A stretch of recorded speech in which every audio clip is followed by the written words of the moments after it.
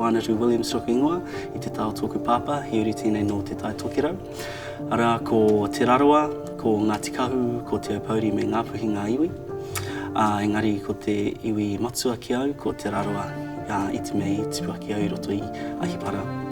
Te tau tōku māma, he uri tēnei no Waikato Tainui, no Tauranga Moana hoki, ko Ngāti Raukawa, ko Ngāti Rangi Nui, ko Ngāti Rangi hoki ngā iwi.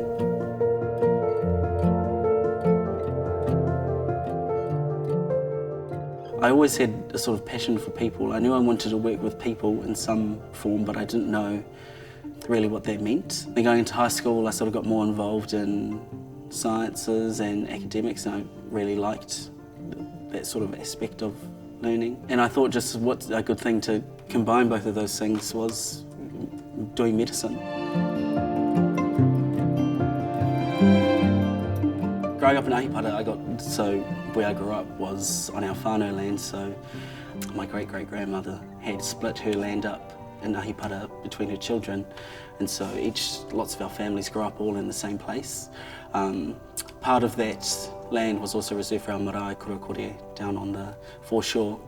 I grew up right next to it, and so a large part of my childhood was working in the kitchen and helping my dad do the lawns there, you know, being at Pōwhiri and things like that. And so I think it was that manaaki tangata sort of aspect that's always been sort of a key thread for our whānau. It's a pretty awesome lifestyle. I mean, we grew up at the beach. It was just, I don't know, typical rural Māori place, so there was lots of whānau around.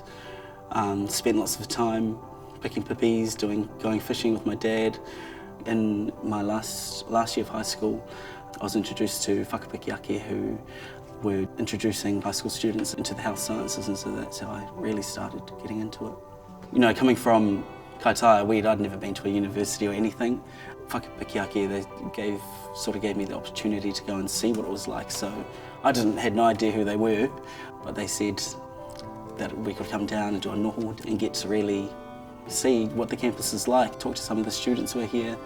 Also, through having noho and wānanga and programs like Coach, having a space where you're able to be an Indigenous person in what is like a big, you know, university, being able to be Māori and freely Māori, that's huge, especially coming from a little place like Ahipara where, you know, everyone's Māori, everyone has their own sort of way of life.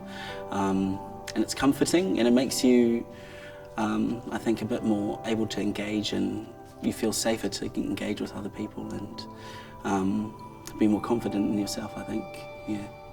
When I got into medicine the first time, I found it really different compared to what I'd previously studied, which was quite a big focus on population health, health inequities, sort of the socioeconomic factors of health. And I think I really struggled through it for that first year. And coming to the end of that year, I didn't do as well as I should have maybe done, and that led me to having to repeat that year. There were a couple of other students who also had to do it as well, and I think there can be a big black flag sometimes on failing in the academic world, but I remember one of our lecturers coming up, who was now one of the professors, saying, you know, repeating a year or having to do something again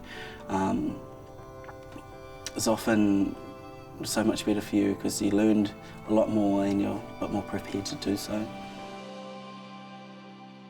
I'm thinking about a career in probably general practice in rural hospital medicine. You know, coming down here 7 years ago, my passion was genuinely to return back to the north, back to rural places where I think there's big health needs. To serve my whānau also, who played a big role in this journey too, yeah.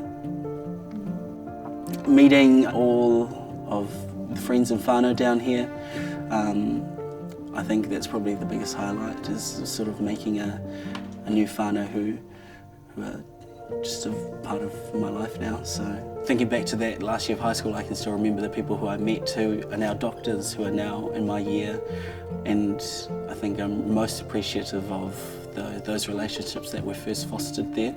We built up a community of people who have sort of been with us through the whole journey.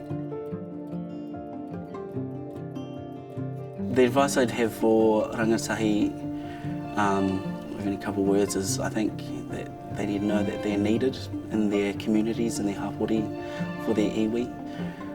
Because as we know, people who come from rural communities are more likely to return to those communities. And there's big needs, not just up north, everywhere around the country. But I advise them to, if they're not thinking about it or they're just on the cusp of thinking about a career pathway in health, then to make sure that they're all keyed in with Whakapiki Ake, because as I did, they sort of opened my eyes to what really a career in health looks like. I'd like to take this time to welcome Anaru Williams.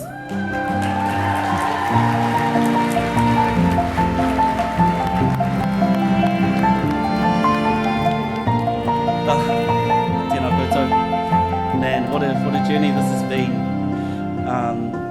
I think there's so many people I